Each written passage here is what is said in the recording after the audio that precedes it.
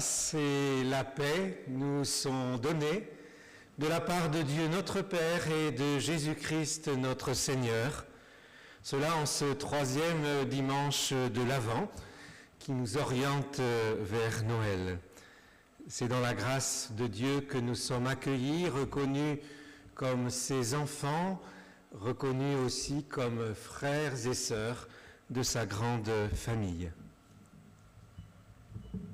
Il y a des paroles qui annoncent une heureuse nouvelle et chantent la musique de sa présence, car elles répandent sur la terre humaine la bienveillance et le pardon.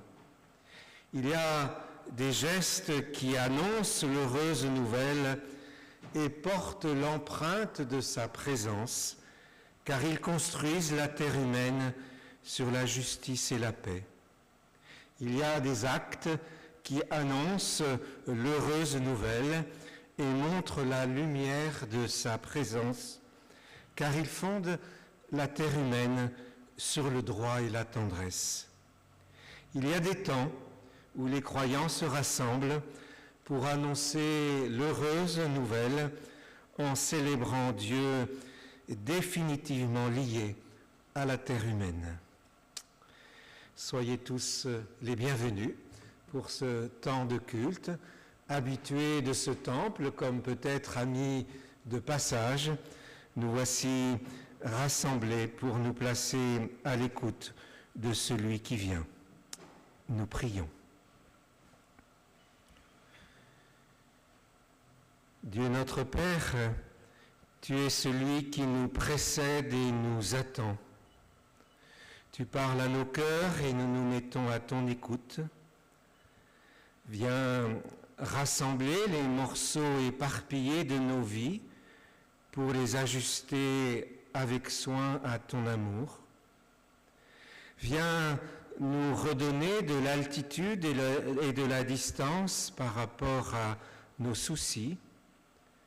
Tu es celui qui oxygène nos esprits et nous oriente vers l'essentiel.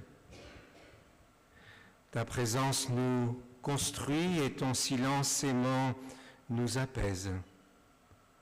Ô Dieu notre Père, c'est avec reconnaissance que nos vies s'exposent à la tienne. Merci, oui merci pour cette halte où, dans ta tendresse, tu viens nous réconforter et nous restaurer pour nous conduire sur les chemins du royaume. Amen. Et je vous invite à vous lever pour chanter au cantique 31-20. 31-20, nous chanterons l'ensemble des strophes, Seigneur, que tous s'unissent. Et vous pourrez garder votre recueil de cantiques ouvert à peu près à ces mêmes pages pour ces chants de l'Avent, dans 31-20, l'ensemble des strophes.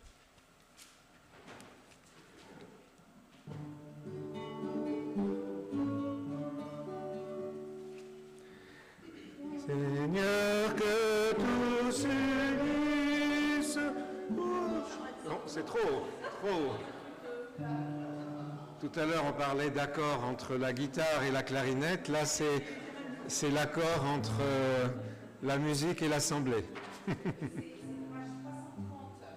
Page 330. Ah, les pages sont plus simples. Plus simples à annoncer. Voilà, donc on va annoncer les pages. Donc cette fois-ci un peu plus bas.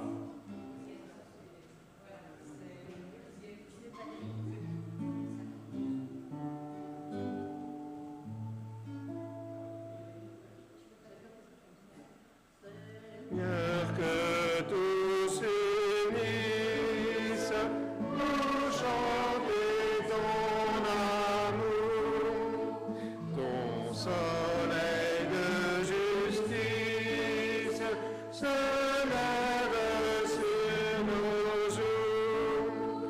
Le Fils de Dieu est homme, avec nous désormais. C'est sa vie qu'il nous donne et nous marchons en paix.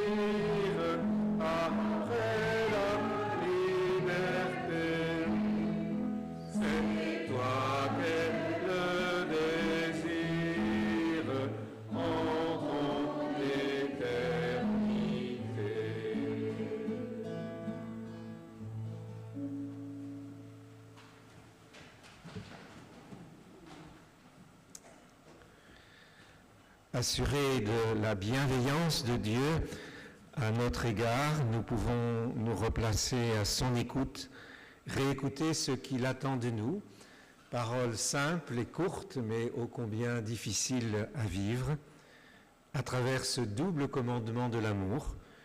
Tu aimeras Dieu de tout ton cœur, de toute ta pensée et de toute ta force. C'est là le premier et le grand commandement. Et voici le second qui lui est semblable. Tu aimeras ton prochain comme toi-même. Il n'y a pas d'autre commandement plus grand que ces deux-là. Nous prions pour reconnaître devant Dieu combien souvent nous sommes éloignés de ce projet d'amour qu'il a pour le monde et pour nos vies. Nous prions. Oui, Seigneur, ce matin, tout à nouveau, nous reconnaissons combien souvent nous sommes écartés de ce chemin d'amour que tu veux pour tous les humains. Sans le vouloir vraiment, sans nous l'avouer, nous fermons les yeux sur tous ces petits coins sombres de notre personne, notre orgueil, notre paresse à écouter l'Évangile, notre égoïsme, notre convoitise. Il est vrai que nous cultivons toutes ces petites compromissions qui peu à peu nous éloignent et de toi et des autres et de la vie. Et nous voulons maintenant ouvrir les yeux et nous tenir devant toi en vérité. Nous t'en prions, que ta vie éclaire notre nuit, que ton pardon guérisse nos compromissions, que ta vérité triomphe de nos obscurités. Oui, Seigneur, nous te le demandons à nouveau, que ta grâce nous conduise sur le chemin qui mène à la lumière. Amen. Tout en restant assis, nous chantons la première strophe du 31-14. Alors, je n'ai pas noté les pages, mais la première personne, 322, voilà. 322, et vous pourrez garder le recueil de cantiques ouvert à cette même page pour le reste de la liturgie. Première strophe du 31-14, Aube nouvelle.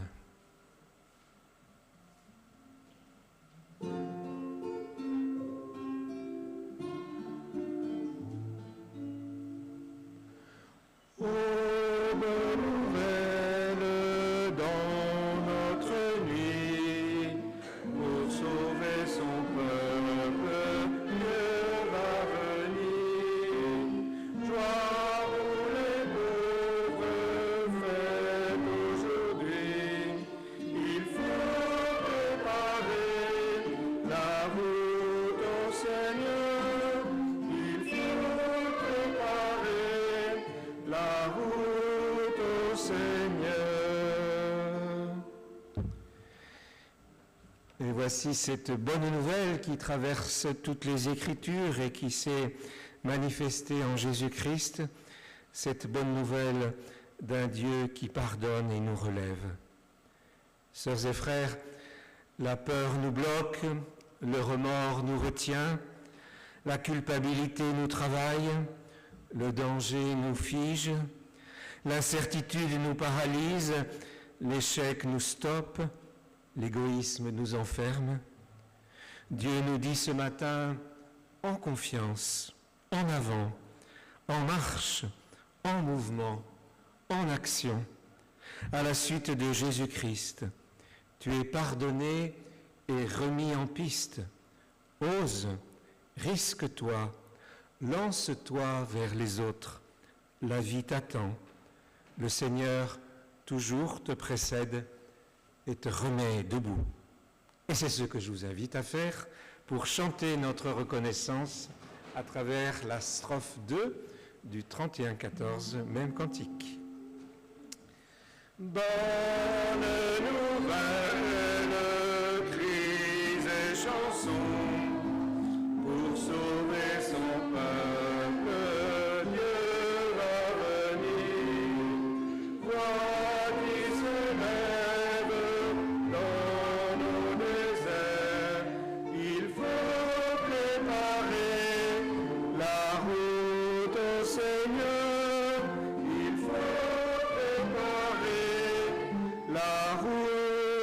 Seigneur.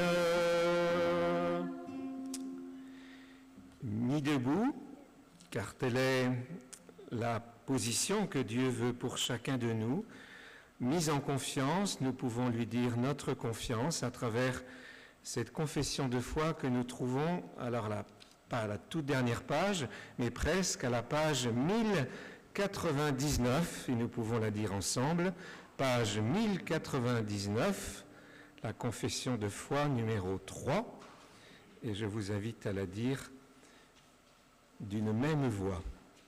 1099. Confession numéro 3.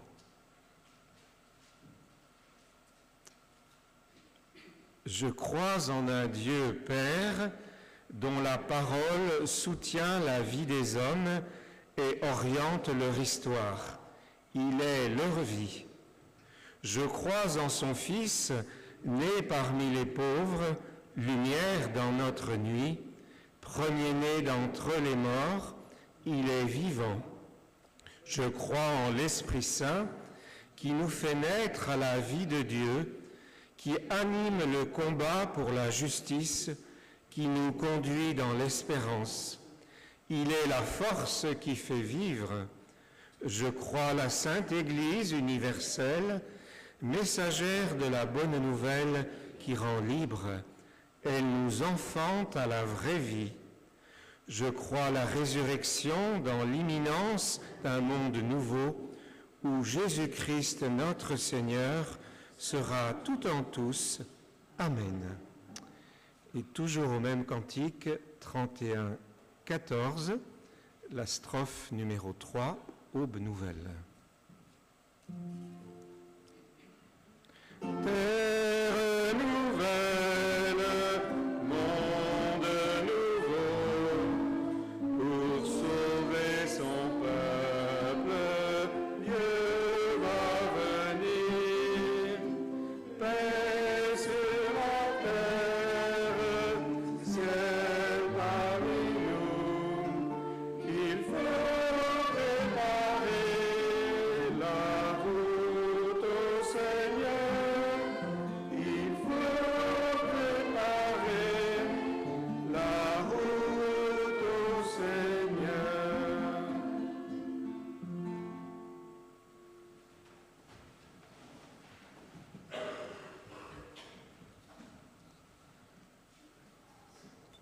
Avant de lire l'évangile du jour proposé, qui se situe dans l'évangile de Matthieu, je vous invite à la prière pour demander à Dieu d'éclairer nos cœurs et nos intelligences par son esprit.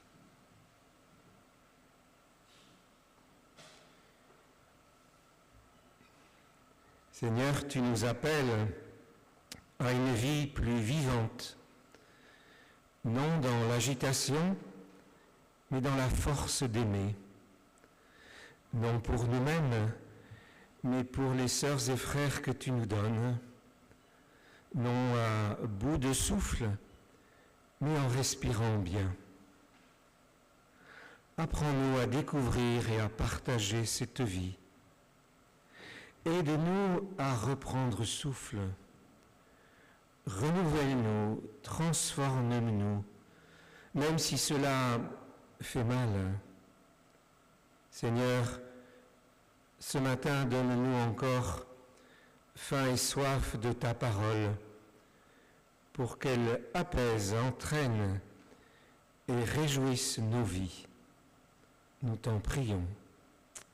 Amen. Et c'est donc dans l'évangile de Matthieu que je vous lis cet évangile proposé pour ce matin.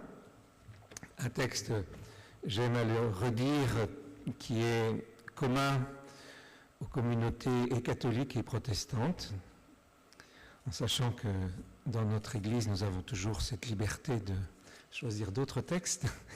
Nous ne sommes pas pour rien réformés.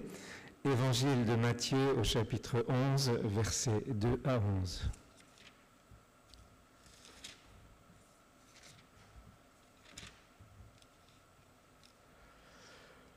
Or Jean le Baptiste, dans sa prison, avait entendu parler des œuvres du Christ.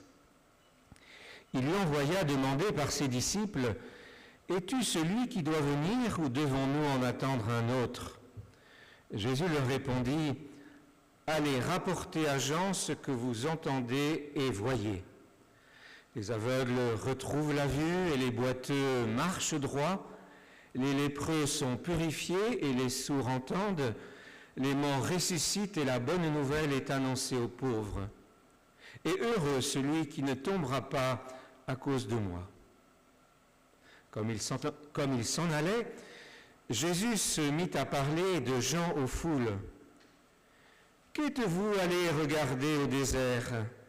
Un roseau agité par le vent? Alors qu'êtes-vous allés voir? Un homme vêtu d'habits élégants? Mais ceux qui portent des habits élégants sont dans les demeures des rois. Alors qu'êtes-vous allés voir? Un prophète? Oui, je vous le déclare, et plus qu'un prophète. C'est celui dont il est écrit, « Voici, j'envoie mon messager en avant de toi. Il préparera ton chemin devant toi. » En vérité, je vous le déclare, parmi ceux qui sont nés d'une femme, il ne s'en est pas levé de plus grand que Jean le Baptiste. Et cependant, le plus petit dans le royaume des cieux est plus grand que lui. Ta parole, Seigneur, est lumière, éclaire nos cœurs et nos chemins de ta lumière. Amen. Je vous invite à vous lever pour chanter au cantique 31-32, l'ensemble des strophes. 31-32, la page 346. Merci.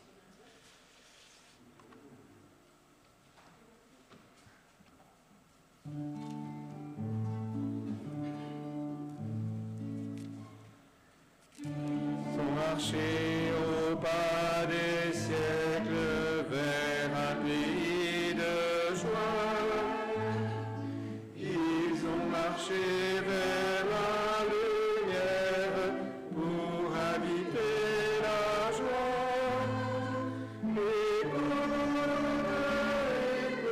Écoute, surtout ne fais pas de bruit.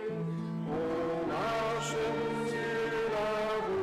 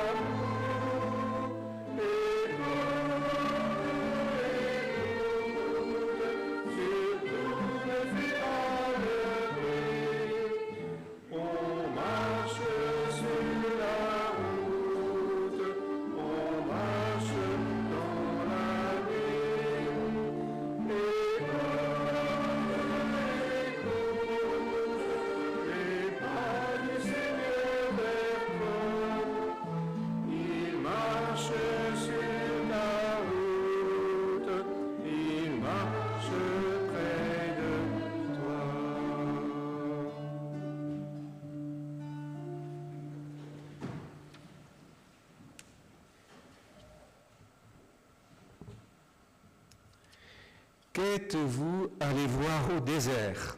Demande Jésus à la foule en pensant à Jean le Baptiste. Un roseau agité par le vent ? Un homme vêtu d'habits élégants ? Un prophète ? Pourquoi vous êtes-vous rendu au désert ? Question posée aux disciples de Jean le Baptiste. Pourquoi vous êtes-vous retirés du monde ? Pourquoi nous sommes-nous retirés du monde l'espace d'un instant, l'espace d'un culte, l'espace d'une heure ou plus, en nous retirant par rapport aux agitations, aux bruits et aux activités du monde habituel et environnant. En effet, quelles sont les raisons, quelles sont les motivations qui nous poussent à venir ce matin au culte, à nous retirer en quelque sorte au désert? À l'époque de Jésus, il y avait bien des raisons pour se retrouver dans le désert. Celle en particulier d'aller à la rencontre de Jean le Baptiste, personnage bien typé, original, qui sortait de l'ordinaire. J'imagine que vous avez tous, en tout cas tous ceux et toutes celles qui ont vécu leur période d'école biblique ou de catéchèse, l'image un peu folklorique de ce Jean le Baptiste, style un peu écolo, une veste de poils de chameau, une ceinture de cuir autour des reins, une nourriture à base de sauterelles et de miel sauvage. Et en plus de sa tenue aussi, des paroles fortes, un message percutant. Là encore, qui ne connaît pas et qui ne se rappelle pas peut-être ces interpellations fortes de Jean-Baptiste à l'égard de ses contemporains que les autres évangiles évoquent, non pas l'évangile de Matthieu. Race de vipères, changez de comportement, produisez donc des fruits qui témoignent de votre conversion. Un marginal qui attire la foule, même si son message n'est pas toujours tendre. Il dénonce, fustige la médiocrité, l'hypocrisie, le statu quo. Il ne se satisfait pas de la facilité des situations confortables qui font oublier les injustices. Et il ne mâche pas ses mots et annonce un jugement pour que rien ne reste caché. Alors avec Jean-Baptiste abat les fausses suffisances, les autosatisfactions, les compromissions, les combines qui cachent scandale et injustice. Un changement est nécessaire, impératif. Vos actions, votre bonne conscience, sont à bousculer, à bouleverser, même si cela fait mal. Vous avez besoin de changement, vous qui vous dites fils d'Abraham. Et nous pourrions dire peut-être pour certains d'entre nous, fils d'enfants ou de famille de la réforme, de bonne famille réformée. Révolutionnaire avant la lettre, il ose dire aux bien-pensants et aux puissants leurs 4 vérités, même s'il risque l'emprisonnement. C'est ce qu'il va même devoir vivre, lui qui ose critiquer le roi Hérode pour sa conduite et ses mœurs, et qui sera alors mis en prison. Curieux personnage que ce Jean-Baptiste, qui fait se déplacer les gens de toute la Judée et de Jérusalem. Ils viennent à lui au désert, car sa parole, même déplaisante, répond, semble-t-il, aux besoins d'une partie de ses contemporains, à moins que l'on soit attiré par son côté original et par le spectacle peut-être qu'il offre. Qu'êtes-vous allé voir au désert ? Pourquoi ce retrait au désert ? À l'époque de Jésus et de Jean-Baptiste, tout un courant du judaïsme prônait un retour au désert pour se retirer de la vie normale, de la vie publique. Il s'agissait peut-être, vous l'aurez deviné, des Esséniens, ce qui signifiait les saints, les purs.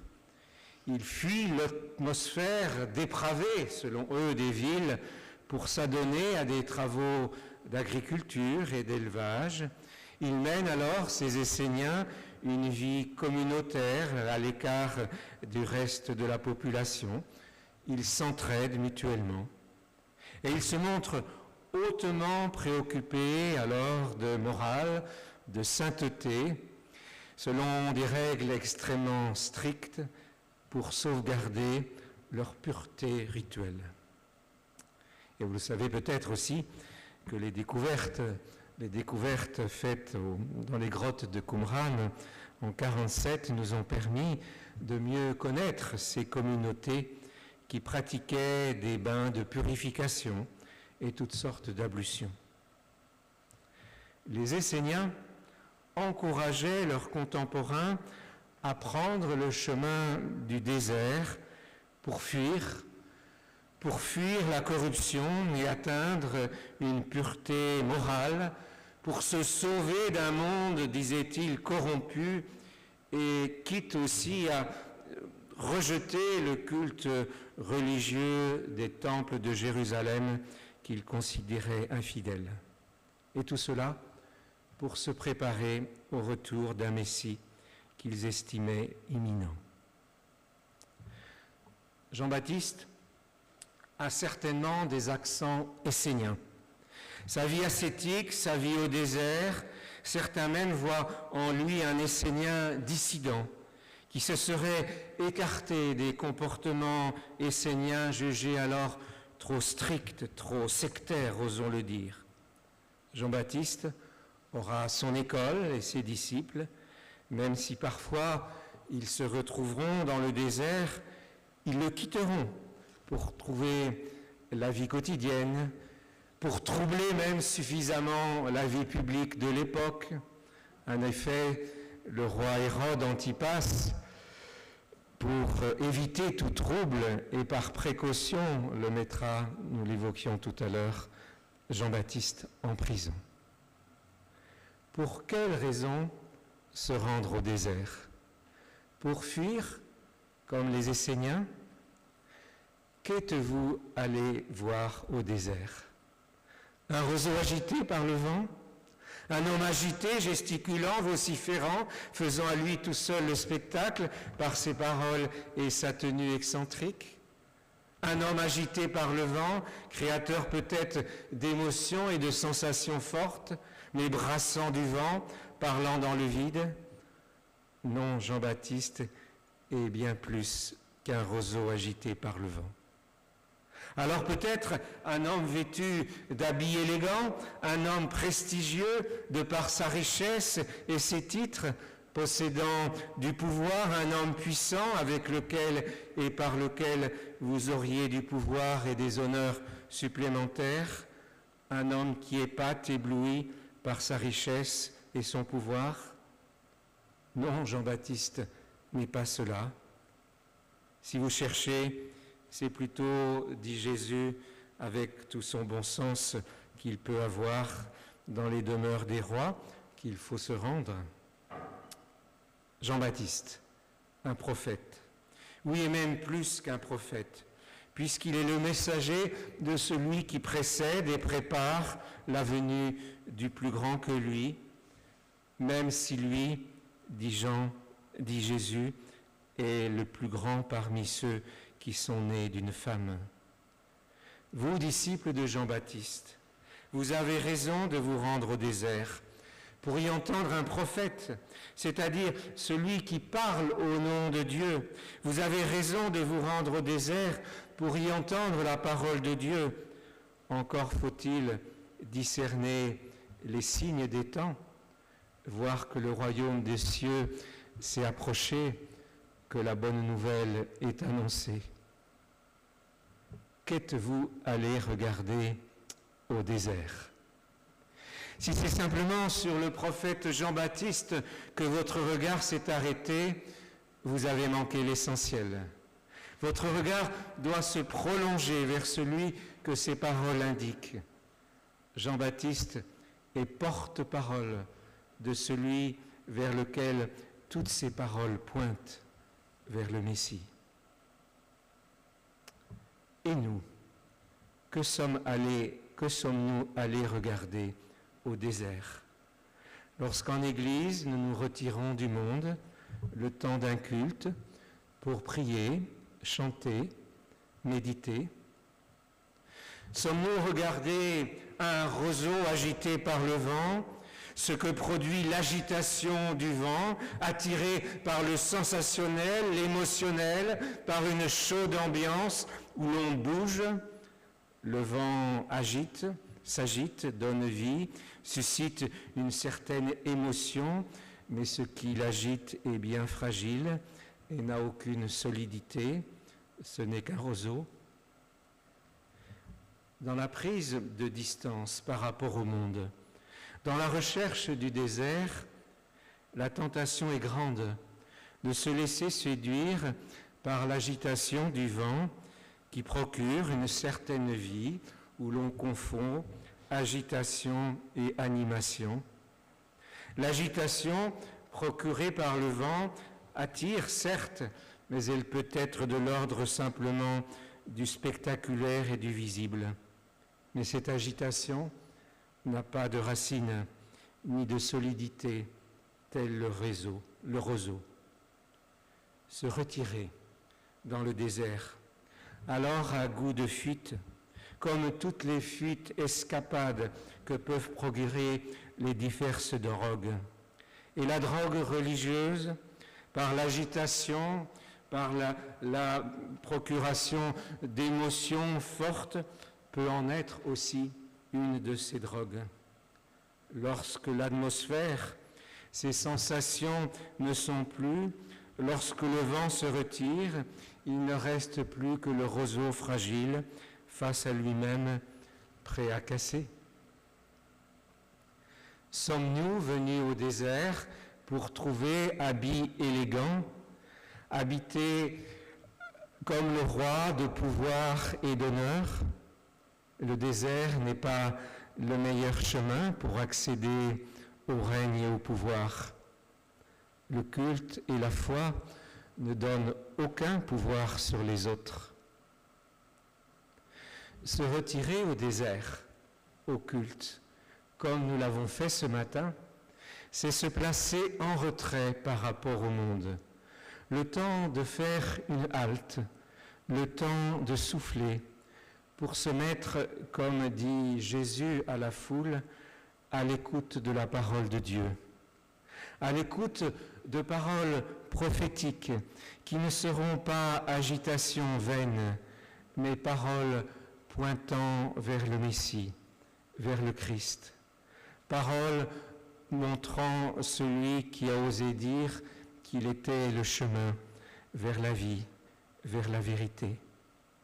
Une parole entendue au désert qui n'oriente pas vers le désert comme s'il fallait fuir, mais une parole qui pointe alors, et Jésus le rappelle aux foules, vers les aveugles, appelés à retrouver la vue, vers les lépreux, appelés à être purifiés, vers les sourds, appelés à entendre, vers les pauvres, appelés à recevoir la bonne nouvelle. Une parole entendue au désert qui pointe vers la vie, vers le monde, vers les autres, mais surtout vers le Messie, celui qui vient à nouveau à notre rencontre. Qu'êtes-vous allé regarder au désert?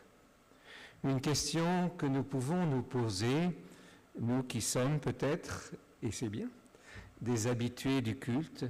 Qu'attendons-nous d'un culte? Des émotions, un pouvoir nouveau ou une parole d'espérance qui pointe vers celui qui vient à nous? Alors puissions-nous, en ce temps de l'Avent, comme la foule à l'égard de Jean-Baptiste qui l'écoutait, recevoir une parole d'espérance qui nous porte vers la vie, vers les autres, vers le monde, vers la lumière.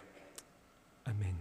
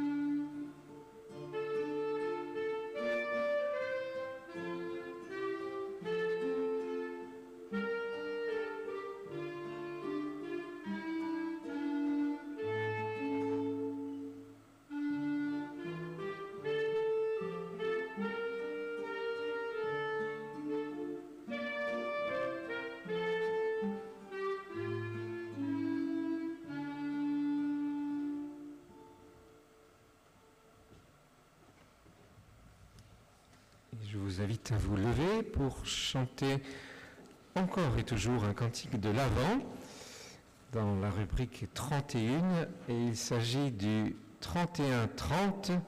Viens Seigneur, ne tarde pas. 31-30. Peut-être un peu moins connu que Aube Nouvelle. Alors non, j'ai une erreur, voilà. Excusez-moi.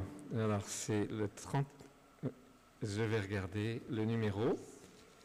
Et du coup, 31-10. Ah voilà, 31-10. Et du coup, vous ne l'avez pas répété peut-être. 31-10. Viens Seigneur, ne tarde pas. Ouais. Page 317, les 4 strophes. Ô viens Seigneur, ne tarde pas. Ouais.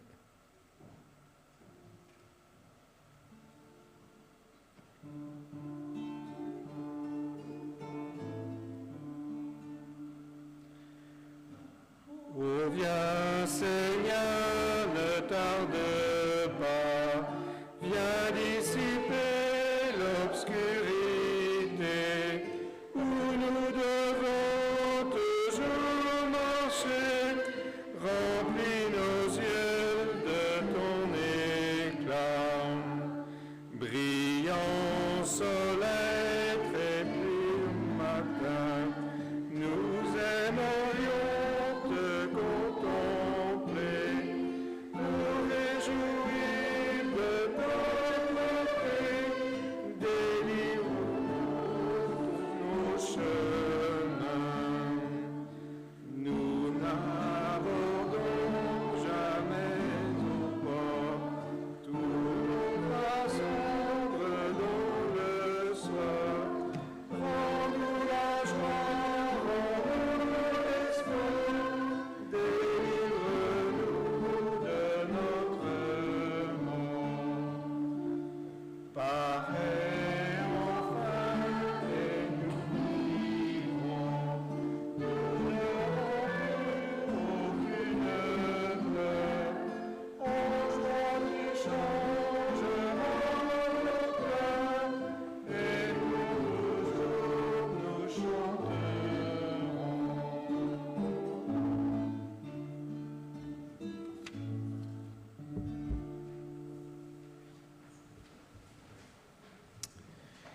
C'est le moment des annonces et de l'offrande, mais peut-être d'abord les annonces. Voilà.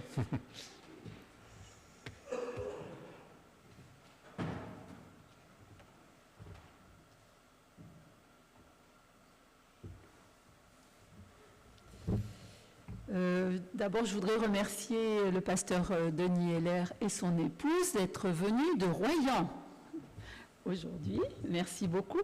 Et merci à Richard et... Alors, je ne sais pas son prénom. Le prénom de ton épouse ? Marie-Pierre. Pour la musique, merci beaucoup. Mais c'était très bien, c'était très très bien. Donc, j'ai plusieurs choses à vous dire. Je vous rappelle la conférence de Jacques Ostetter au musée, mercredi à 18h, Rubens et Rembrandt. Ensuite, à 20h, nous aurons notre CP. Jeudi, à 15h, c'est le repas, le goûter des anciens. Donc, anciens... ou moins anciens, enfin, tous ceux qui ont envie de venir sont les bienvenus. Nous chanterons et nous lirons des contes. Au 224, à 15h, j'avais noté, je n'ai pas dit. 224 rue de Périgueux, près du presbytère. Le 28, non, il y a autre chose. Le jeudi matin, jeudi prochain, nous accueillons la famille de réfugiés qui arrive à Villefagnan, dans la maison de Villefagnan. Des travaux ont été faits samedi, des travaux de nettoyage dans la maison et dans le jardin pour les accueillir. Merci à ceux qui sont venus aider. Vendredi à 18h, au 224 toujours, c'est la veillée de Noël. Donc d'abord, les jeunes vont nous préparer un petit quelque chose. On aura le marché de Noël et à 20h, vous êtes les bienvenus pour le repas. Donc vous pouvez toujours vous inscrire jusqu'à, on va dire, mercredi, jeudi. Ne tardez pas trop. Après, alors Brigitte va vous parler de la lumière de Bethléem qui arrive aujourd'hui. Autre chose, nous avons prévu un repas improvisé tout à l'heure, là, à midi. Donc ceux qui ont envie de rester avec nous, c'est possible. On a prévu plus, donc restez, ce sera avec plaisir. Et nous serons avec Denis au 224, oui, pas ici, au 224. Et nous allons retrouver les jeunes qui préparent la fête de Noël. J'ai apporté des calendriers, des cartes de la CIMAD, donc si vous en voulez, il y en a un petit peu plus. Et il y a toujours les paroles pour tous qui sont en vente. J'espère que je n'ai rien oublié. Oui, oui, elle est au musée, la conférence de Jacques. Oui, oui, oui. Alors je pensais l'avoir dit à 18h. Oui. Voilà, Brigitte, si tu veux nous parler de... Merci. Sur la lumière de Bethléem, vous connaissez tous. C'est une opération qui a été initiée il y a plusieurs années par les éclaireurs unionistes, les éclaireurs protestants, auxquels se joignent maintenant tout le scoutisme européen. Et donc il y a une délégation de scouts qui va chercher cette lumière. Aujourd'hui, ils sont allés en Autriche cette année. La lumière vient de Bethléem. Et donc les scouts d'Europe convergent vers un lieu. Cette année, c'était donc l'Autriche, et ramènent cette lumière autour d'eux, dans leur paroisse, dans leur environnement.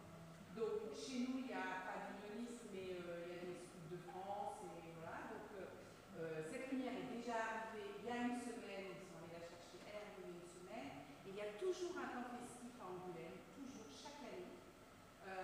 Et donc le temps festif, c'est cet après-midi. Donc ils ont un temps entre eux où ils partent, je ne sais pas si vous connaissez l'église Pierre-Lemaître qui est dans le quartier de Bassaux.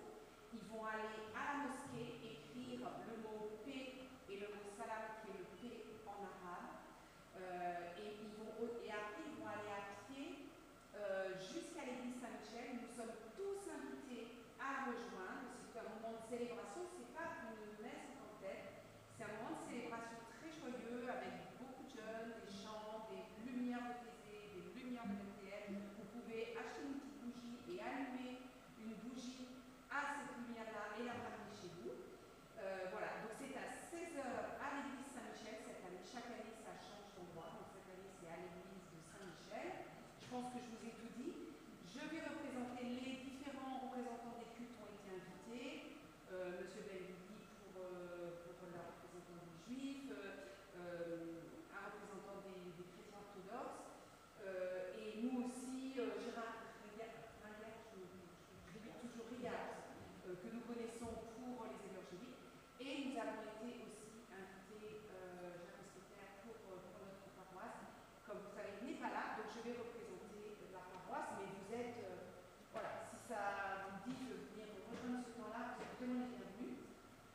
J'ai fini sur la lumière de Bethléem, je voulais juste signaler pour ceux qui, par hasard, iraient à la cuisine, surtout, l'évier, fuit Saint-Gézère, n'allumez pas l'eau, voilà, je vous dis juste comme ça, je me suis fait surprendre. Voilà.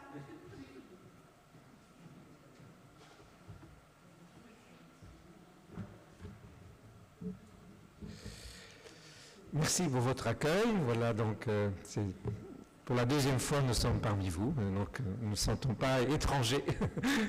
Nous sommes venus et je suis venu avec un petit comptoir de livres. Petit comptoir parce que dimanche dernier nous étions à la Motte Saint-Thérèse dans le Poitou rural et il y a eu beaucoup d'achats, donc il ne me reste plus que quelques-uns. Donc jetez quand même un coup d'œil et des livres donc sur le protestantisme ou la Bible. plus de Bible pour enfants malheureusement, et aussi quelques brochures en lien avec l'histoire du protestantisme charentais, puisque depuis peu je suis président de la Maison d'histoire du protestantisme charentais, qui publie un cahier mensuel, vous le trouverez, et puis aussi quelques ouvrages sur cette histoire protestante qui a marqué la région. Pas d'autres annonces? Nous pouvons avoir le temps de l'offrande, une manière de signifier notre engagement pour l'Église et pour les autres, que chacun donne dans la joie et la reconnaissance.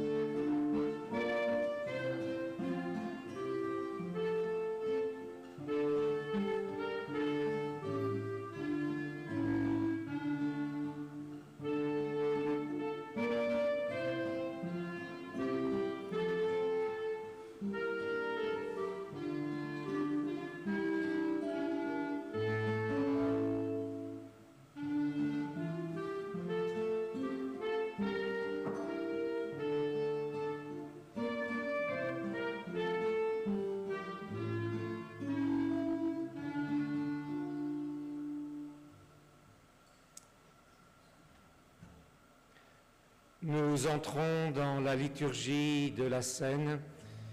Le Christ qui vient à nous se révèle par la parole orale, mais aussi par la parole visible qu'est le repas de la scène. Nous prions. C'est notre joie de te célébrer, ô Dieu notre Père, pour ce monde que tu as créé et que tu gardes à travers ses douleurs, jusqu'au jour où, selon ta promesse, viendra ton royaume. C'est notre joie de te célébrer pour ton Fils Jésus-Christ, notre Seigneur, né de notre chair, baptisé, tenté, transfiguré, condamné, crucifié, ressuscité d'entre les morts, élevé dans la gloire.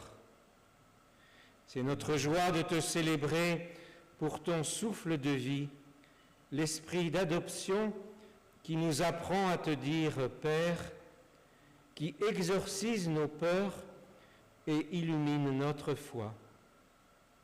Aussi avec les cieux et la terre, avec la multitude de ton peuple, par tous les temps et par tous les lieux, nous te chantons et nous te louons. Et je vous invite à le faire à travers la première strophe du 3109, « Comment te reconnaître ?» 316, et nous chanterons donc la première strophe et la troisième strophe, 1 et 3.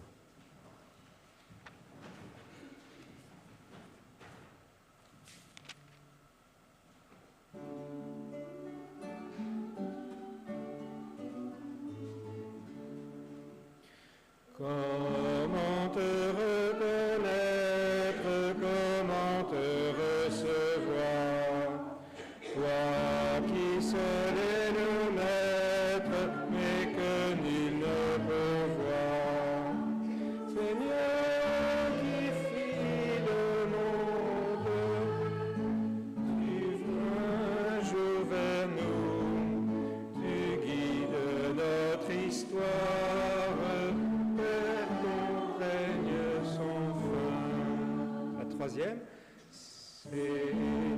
qui donnes au monde un avenir si beau. Et ta promesse fonde l'espoir d'un renouveau. Rempli de tout homme, tu es le compagnon et la joie la plus vive demeure dans ton nom. Vous pouvez vous asseoir.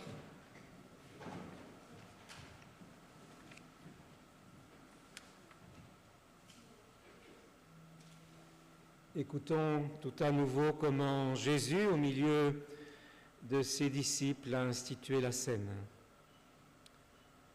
Le soir venu, Jésus se mit à table avec les 12.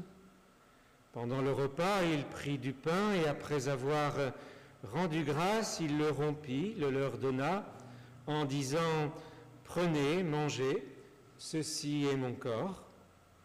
Ayant aussi pris la coupe et rendu grâce, il la leur donna en disant « Buvez-en tous, car ceci est mon sang, le sang de l'alliance qui est répandu pour la multitude, pour le pardon des péchés. Je vous le dis désormais, je ne boirai plus de ce fruit de la vigne jusqu'au jour où je le boirai nouveau avec vous dans le royaume de mon Père. » Nous prions.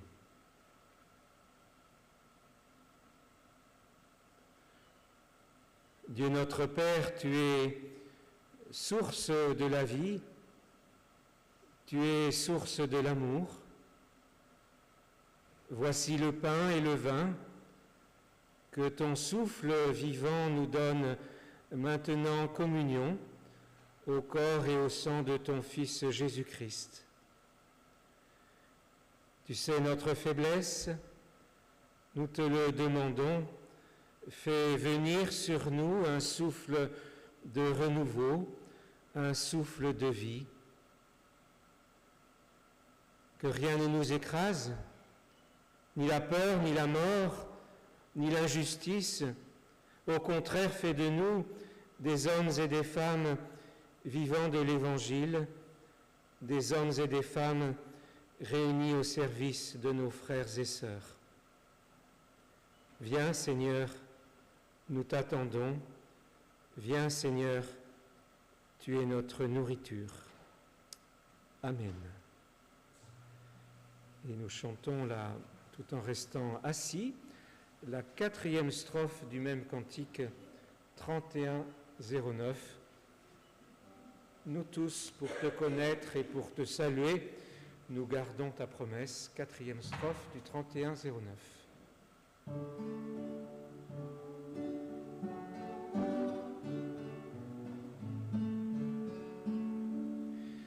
Nous tous pour te connaître et pour te saluer, nous gardons ta promesse, chantons ta royauté. Parfait ton baptême, nos noms sont tous écrits au cœur de l'Évangile où parle ton esprit.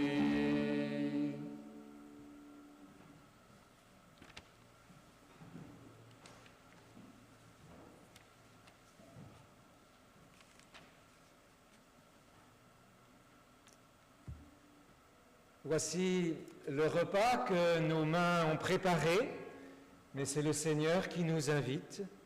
Voici la table que nous avons dressée, mais c'est lui qui nous accueille. Voici la joie que nous avons désirée, mais que lui-même nous donne. Nous sommes tous invités. Que celles et ceux qui reconnaissent en Jésus-Christ le Seigneur et désirent partager son repas forment un cercle autour de cette table. Cette table est ouverte à tous ceux et toutes celles qui veulent s'approcher du Christ, le Seigneur, qu'ils soient protestants, évangéliques, orthodoxes, catholiques. Venez, car tout est prêt. Celles et ceux qui ne souhaiteraient pas communier sont invités à se placer aussi dans le cercle. Ils feront passer le pain et le vin à leurs voisins. Venez, car tout est prêt.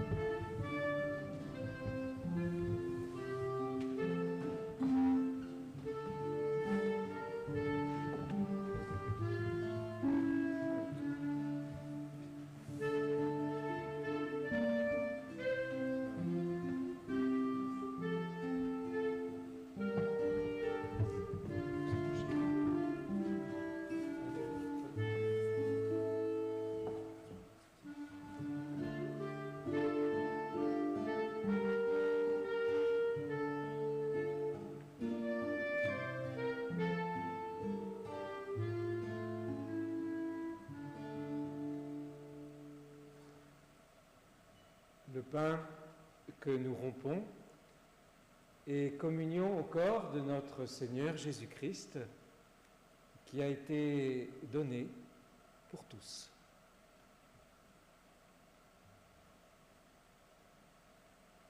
La coupe de bénédiction pour laquelle nous rendons grâce est communion au sang de notre Seigneur Jésus-Christ qui a été donné pour tous.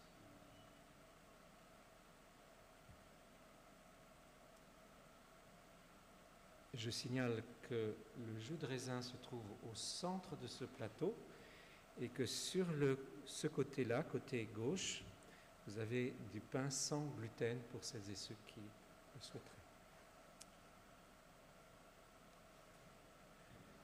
La paix du Seigneur soit avec toi.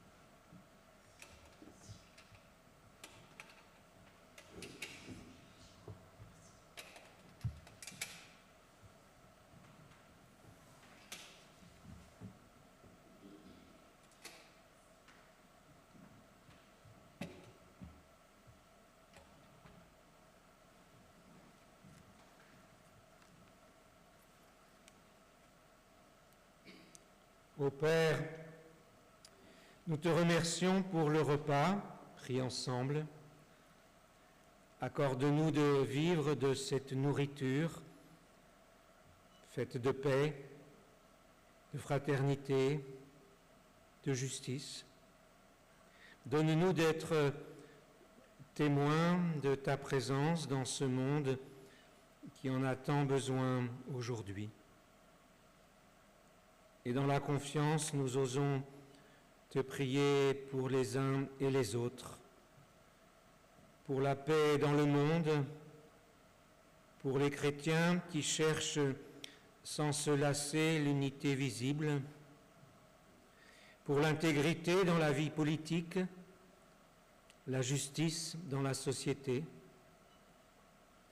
Nous te prions pour ceux qui gagnent avec peine leur pain quotidien, pour ceux privés de travail ou de ressources, pour ceux qui n'ont pas de famille ou pas d'abri.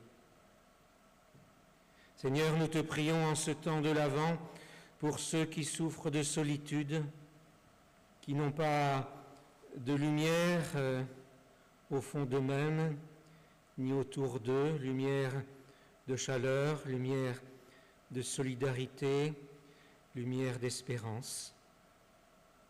Nous te confions tout ce temps de l'Avent, temps de cheminement où nous nous préparons à ta venue, toi qui viens toujours à nouveau pour nous ouvrir à cette vie, vraie vie du royaume. Et ensemble, parce que tu nous le dis, nous sommes tes enfants, frères et sœurs les uns des autres, nous pouvons nous prendre la main les uns des autres, de nos voisins, de droite et de gauche, pour te dire « Notre Père qui es aux cieux, que ton nom soit sanctifié, que ton règne vienne, que ta volonté soit faite sur la terre comme au ciel. Donne-nous aujourd'hui notre pain de ce jour. Pardonne-nous nos offenses, comme nous pardonnons aussi à ceux qui nous ont offensés. Et ne nous laisse pas entrer en tentation, mais délivre-nous du mal, car c'est à toi qu'appartiennent le règne, la puissance et la gloire pour les siècles des siècles. Amen. Allez dans la paix et dans la joie de notre Seigneur. Je vous invite à reprendre vos places tout en restant debout pour recevoir les paroles de bénédiction et chanter le dernier cantique.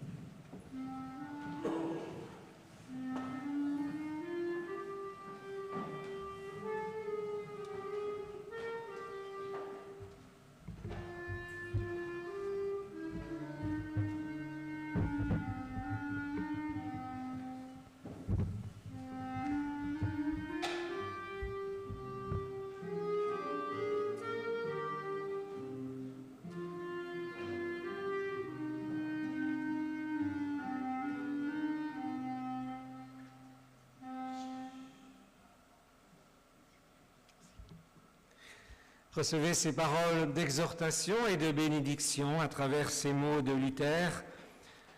La foi et l'amour représentent la totalité de l'être d'un chrétien. La foi reçoit, l'amour donne. La foi conduit l'homme vers Dieu, l'amour le conduit vers les hommes. Par la foi, il se laisse faire du bien par Dieu. Par l'amour, il fait du bien aux hommes.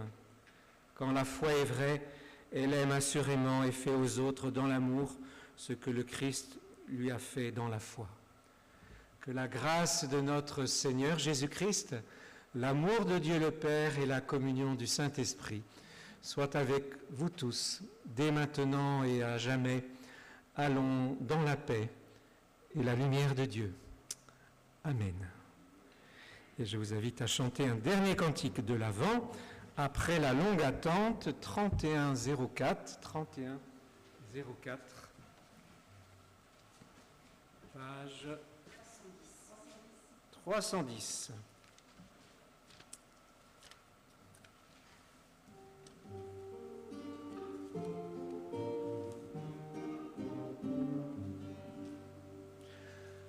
Ah.